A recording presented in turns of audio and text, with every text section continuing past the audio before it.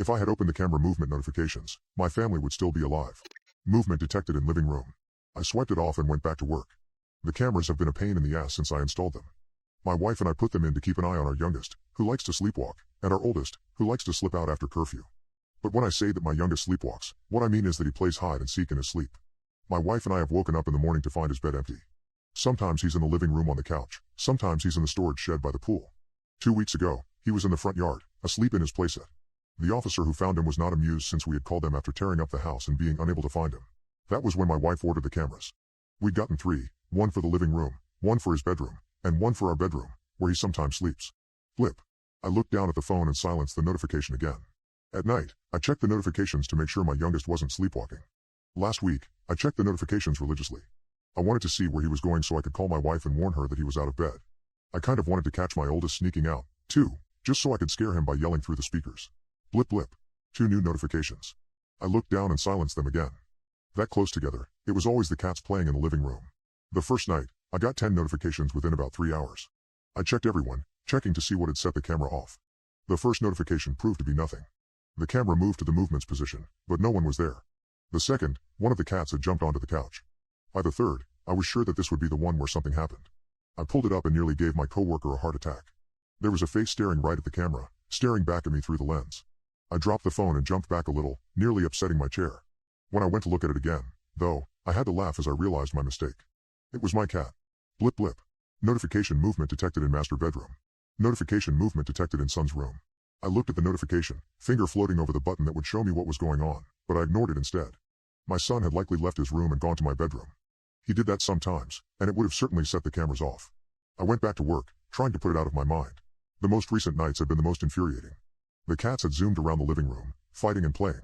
The camera pinged my phone every few minutes, roving from side to side as it tried to follow their antics. That was the first night that I ignored the notifications. It was just the cats, after all, and I had work to do. Flip. Notification movement detected in living room. I had barely even reached to silence the phone when another came over. Flip. Notification movement detected in living room. I made a disgusted sound and silenced my phone. I had work to do, and I didn't have time to watch cats play. I heard the phone vibrating for the next hour, telling me about how there was motion detected in the living room, motion detected in the bedrooms, and then back in the living room again. Clearly, my son had left the bedroom doors open, and the cats have extended their play to the bedrooms. They were probably driving my wife nuts, but if she had enough of it, I guess she would get up and close the doors. Blip, blip, blip, blip. I was quickly getting tired of this. The constant reminders were driving me crazy, and I was falling behind on my coding. It had to be the cats again. Maybe if I yelled at them through the speaker, they would move off or settle down. I brought up the camera menu and found the display that was connected to the living room. The hourglass spun as it loaded, and finally, I could see my living room in a soupy translucence of the night vision camera. In the dim glow, I saw the source of the movement. Their hand fiddling with the knob cover that we keep on the hinder my youngest was near the door, was someone in a dark hoodie, their back to the camera. I felt a flash of anger. So it hadn't been the cats after all. My teenage son was attempting to leave in the middle of the night to do God knew what. I couldn't believe it. How many times had we had this discussion? How many times had we told him that curfews were for a reason? Well, I'd put a scare in him. Get your ass back to bed, and don't you dare let me catch you up again, I shouted as loud as I could. When the figure didn't immediately act terrified and have a minor heart attack, I knew something was wrong. My son fancies himself a bit of badass, but he'd easily startled when it comes to loud noises. The figure didn't act surprised in the least bit. They just stood by the door, still as a statue, and I could almost believe that the camera had frozen. I stared at them through the camera for what felt like hours before they turned and began to walk towards the fireplace where I had set up the housing for the device. They were wearing a mask, something like a rubber animal mask that was difficult to see with the hood pulled up. As they got closer, walking slowly as they tried to get a better look at the camera, I could see the long snout of a pig as it looked from the wide black mouth of the hoodie. He came right up to the camera, the eye holes blocking some of his ability to see, I supposed, and just stared into the little glass eye. He was still long enough for me to think I had lost signal again, and when he swung whatever was in his hand at the camera, I jumped back in surprise. The feed went dead, and I was on my phone to the police before the notification dinged across. Notification living room camera disabled. I'm in a little room now, one that they usually assign for people under interrogation. I don't honestly know what to do. The police have gone to my house, but I already know what they're going to find. I reviewed the alerts I received, the screen grabs telling a tale that makes my blood run cold.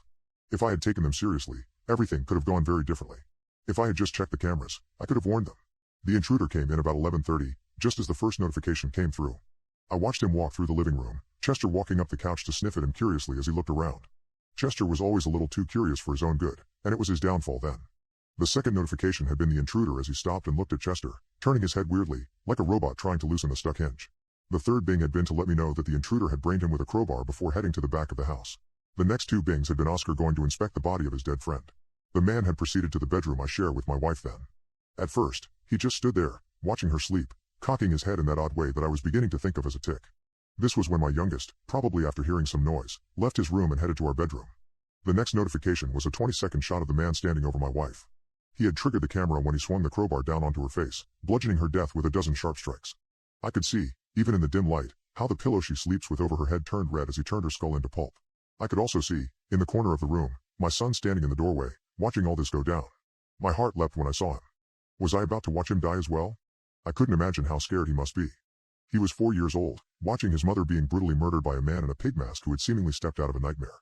I expected him to cry out, to scream in terror. For some reason, though, all he did was move as quietly as he could into the living room. That had been the notification after that. The very next one had been the intruder sticking his head into my son's room, tilting his head as he looked for him. Then he had triggered the camera again when he moved into the living room too. That was the second most nerve-wracking time. I could clearly see my son crouching behind the couch, knees to his chest, as tears ran down his face. I was crying by then myself. He must have been so scared. As the intruder came into the living room, I knew that this would be when I watched him die too. The intruder should have been able to see the top of his head. The intruder should have been able to clearly see him crouched there or hear his quiet sobbing. Oscar's body could still be seen across the back of the couch, but the other was nowhere to be seen. It was just the intruder and my son, alone. When he stopped behind the couch, looking around as the crowbar dripped messily, I held my breath. But then he turned and left instead. The next notification had been to show me the intruder leaving to return to the back of the house. The one after that, the most heartbreaking, was my 4-year-old son dragging himself by sheer will to the cabinet under the sink and closing himself in. 2 of the next 3 reminders had been Oscar, probably running to hide, too, as he zoomed towards the laundry room. If my son was making noise under the sink, I didn't hear it on the camera. If the intruder had gotten my oldest son, I wouldn't know until the cops told me. The next notification had been when I was aware of the intruder when I had screamed at him to get his ass back to bed. The last notification was when he had destroyed the camera. I say last because when I started writing this down, hoping that writing it down would help me keep it clear in my head, it was the last notification. I got another notification about 30 seconds ago, a notification that I don't know what to do with. The cops had been there, of course. They called and told me that they searched the house and found my wife and oldest son dead in their beds. Of my youngest, there was no sign, but they didn't find the intruder either. They believed this meant he had left, the front door had been open, and they believed they may have taken my son. They were going to start a search immediately, but I don't know what good it will do. We'll leave a few cops outside to watch the residence, but we want to get people on this as soon as possible. I got a notification from the camera in my bedroom just after hanging up the phone. Notification motion detected in master bedroom. I pulled it up and couldn't breathe for a few seconds. He was holding a sign in one hand and the limp body of my youngest in the other. The dark eyes of his pig mask stared across the miles and saw me as I sat here in this uncomfortable plastic chair. My son didn't look harmed, but he wasn't moving, and he is always moving. I had already lost so much already, and I was truly afraid of losing him too. The sign read, "Tell the cops to leave if you ever want to see your son alive again."